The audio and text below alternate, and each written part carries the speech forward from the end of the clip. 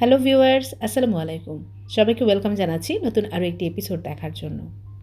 রমাদান special আজকের recipe হচ্ছে সাগুদানার pudding.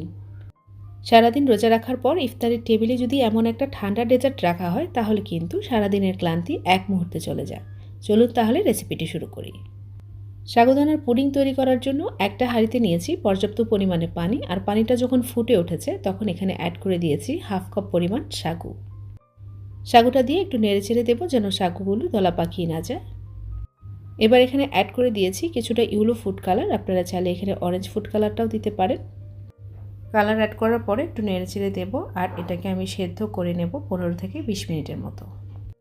প্রায় 15 থেকে 20 মিনিট সেদ্ধ করার পর এটা কিন্তু অনেকটাই স্বচ্ছ হয়ে যাবে, মানে সাগুগুলোর ভেতরে কোনো ধরনের শ্বাস থাকবে না। আমি একটা চামচের সাহায্যে কিছুটা সাগু তুলে দেখাচ্ছি, এগুলো একেবারে স্বচ্ছ হয়ে গেছে, তার মানে একদম সেদ্ধ হয়ে গেছে। চুলার ফ্লেমটা এবার বন্ধ করে দিচ্ছি আর সাগুগুলোকে একটা স্ট্রেনারে ঢেলে নেব। আর সাগুগুলো একেবারে ঝরঝরে আছে, আমি একটা চামচের সাহায্যে তুলে দেখাচ্ছি। এবার একটা হাঁড়িতে আমি নিয়েছি 3 কাপের মতো তরল দুধ, যেটা আমি আগে থেকে জাল করে নিয়েছি। দুধটা কিন্তু ঠান্ডা অবস্থায় আছে। এর মধ্যে আমি হাফ কাপ থেকে কিছুটা পরিমাণ বেশি চিনি অ্যাড করে দিয়েছি, আর সাথে দিয়েছি 1 চিমটি পরিমাণ লবণ। মিষ্টি খাবারে লবণ খেতে না চাইলে স্কিপ করতে পারেন। আর সাথে দিয়ে দিয়েছি হাফ কাপের মতো গুঁড়া দুধ। এখানে দিয়েছি 2 চা চামচের মতো আগার আগার পাউডার, এটা জমাট বাঁধতে সাহায্য করে। যে কোনো ধরনের বড় মুদি দোকান বা সুপার শপে এটা অ্যাভেলেবেল পাওয়া যায়। এবার সব কিছুকে মিশিয়ে নিচ্ছি আর চুলার ফ্লেমটা অন করে দিচ্ছি। আগার আগার পাউডারটা কিন্তু গরম অবস্থায় অ্যাড করা যায় না, দলা পাকিয়ে যায়, সেজন্য আমি সব কিছু ভালো করে মিশিয়ে নিয়েছি। আগার আগার পাউডারটা যেহেতু জমাট বাঁধতে সাহায্য করে, সেজন্য কিন্তু এটাকে অনবরত নেড়েচেড়ে জাল করতে হবে। আর অনবরত নেড়েচেড়ে জাল না করলে কিন্তু এক পাশ থেকে দলা পাকিয়ে যাবে। প্রায় 5 মিনিটের মতো জাল করার পরে এবার আমি সাগুদানাগুলো দিয়ে দিচ্ছি। সাগুদানাগুলো কিন্তু জমাট বেঁধে আছে, আর এটা যখন গরম দুধের মধ্যে দেওয়া হবে তখন কিন্তু এটা একদম ছড়িয়ে যাবে। এবার আবারও নেড়েচেড়ে 5 মিনিটের মতো জাল করে নেব।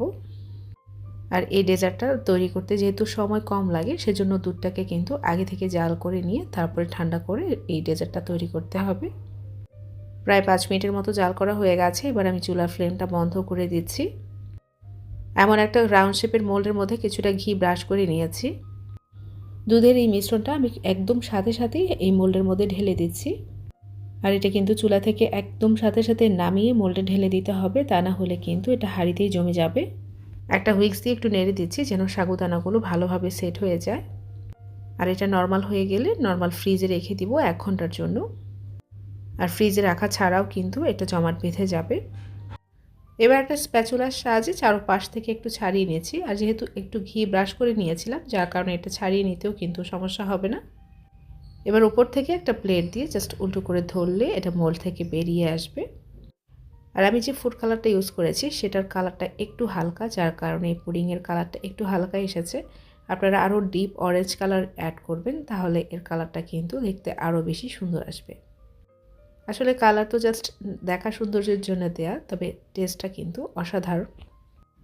আর সারাদিন রোজা রাখার পরে এমন একটা ঠান্ডা ডেজার্ট যদি ইফতারিতে খাওয়া হয় তাহলে কিন্তু সারাদিনের ক্লান্তি এক নিমিষেই চলে যায়। আমি একটু কেটে শেয়ার করছি এটা কতটা পারফেক্টভাবে জমেছে, দেখে নিশ্চয়ই বুঝতে পারছেন। এই রমাদানে ঠান্ডা ঠান্ডা এই ডেজার্টটা আপনারা একবার হলেও ট্রাই করে দেখতে পারেন। আশা করছি রেসিপিটি ভালো লাগবে। আর ভিডিওটি যদি ভালো লাগে কিংবা কাজে লেগে থাকে তাহলে অবশ্যই চ্যানেলটাকে সাবস্ক্রাইব করে পাশেই থাকবেন, আর পাশে থাকা বেল আইকনে ক্লিক করে রাখবেন, এতে করে সবার আগে নোটিফিকেশন পেয়ে যাবেন। আবারও দেখা হবে নতুন কোনো রেসিপিতে ইনশাআল্লাহ। সবাই ভালো থাকবেন। আজকের মতো এখানেই বিদায় নিচ্ছি। আল্লাহ হাফেজ।